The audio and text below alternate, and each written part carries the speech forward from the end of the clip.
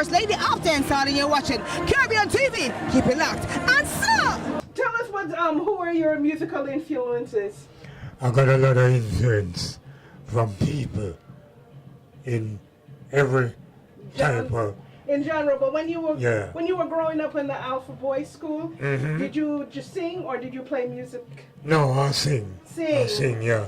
And then that inspired you to keep going. Yeah, man. Yeah. So you like the current dancehall, or you like what you grew up with? Some Studio of One? Some of the new stuff are good, you know, but. But you prefer the Studio One sound? Yeah, I prefer the old school. Old school, yes. Yeah. Well, we love you, and we just keep on doing everything positive. Yes, man. Give thanks and praise, you know. All right. Respect every time. Caribbean TV, watch it. Move, nobody get hurt. Chicago, put your hands together for the original king of the dancehall, King Yellow Man.